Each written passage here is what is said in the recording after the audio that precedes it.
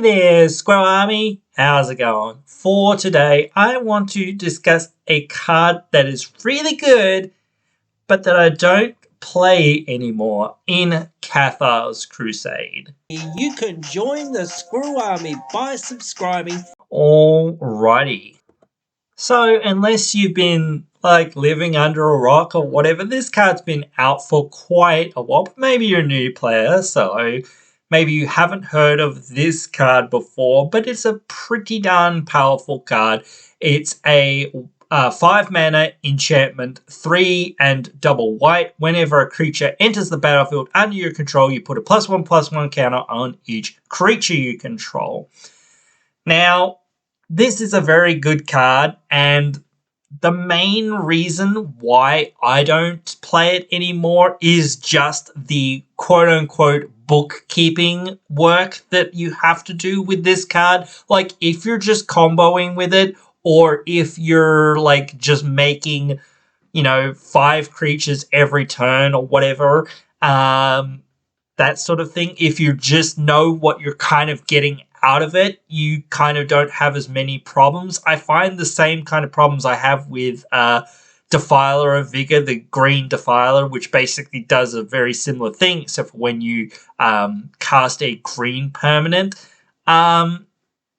So the bookkeeping, or whatever you want to call it, that you kind of have to do when you are playing a token deck or a deck that casts or plays multiple things is quite a big headache, especially with tokens, because tokens will enter at different times. Then you have to make sure you're representing the board state correctly and go, well, this token, has 2 counters on it, and this token has 1 counter on it. Now I'm going to play another creature. So now the one that had 2 tokens now has 3, and now the one that had 2 now, or whatever, already I've messed it up. So in just trying to explain it, but again, the one that had 1 now has 2, and now you have another one that has 1, another creature.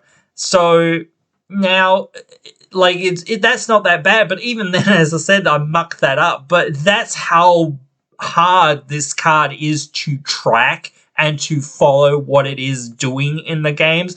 So despite how amazingly good it can be, I just decided to start cutting it from decks because, it doesn't do anything on its own, which is one of the big things. It's 5 mana, do nothing enchantment.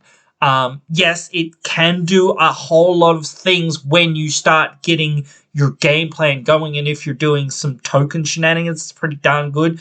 But again, it's just one of those things that even despite how good it is, I know how good it is, people might say, you don't understand how good. I understand how good this card is, but the thing is, I just do not want to track that this creature, this token has 3 counters on it. And how many tokens do I have? Oh, I only have 2. How am I going to represent? I have 1 token here that has 4 counters on it, and I have 1 token here that has 5 counters on it, and I have another token over here that is a 2/2, but it's just a dice, because now all I have is dice, and I have run out of tokens, so I can't really represent them correctly. Even if I had 100 tokens, then my board state is, or whatever, if I had 100 tokens, probably winning the game, unless I don't have haste, which probably I don't anyway. But still, again, if I have a lot of tokens to have to represent, right, I have 5 of them that have 5 counters on it. This counter represents how many of them are, and this counter represents how many counters there are,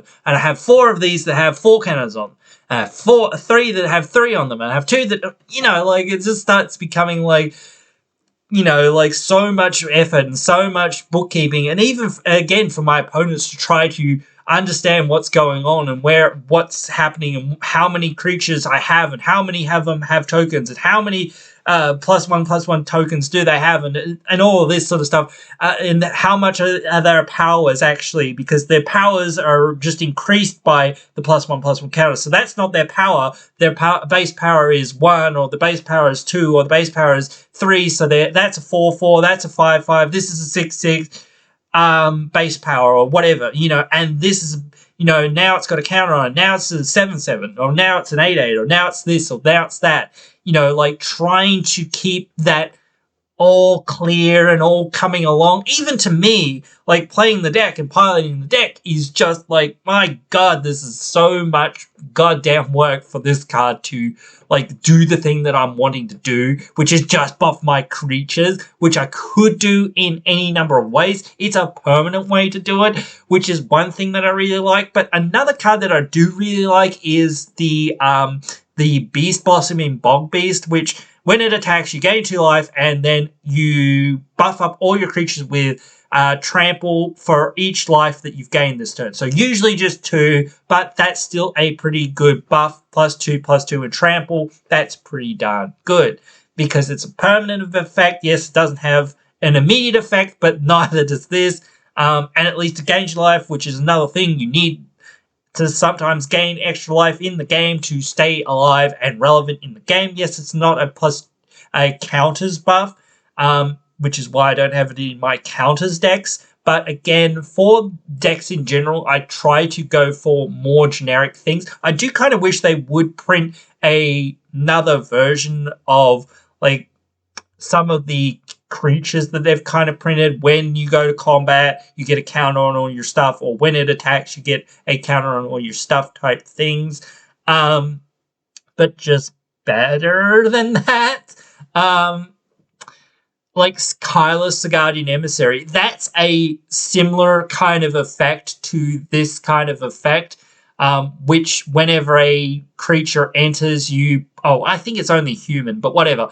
When a human enters, you put a counter on it, and all your humans get buffed by the number of counters on them.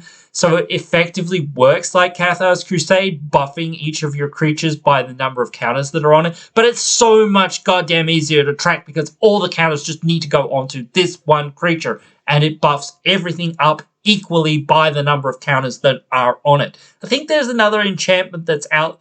I think there's one that gives them a +1/+1 buff until end of turn, and I think that there is one that you put like counters on it as well, and the creatures get I think it might be Door of Destinies, and I think there might be another enchantment version of it, but I can't remember its name.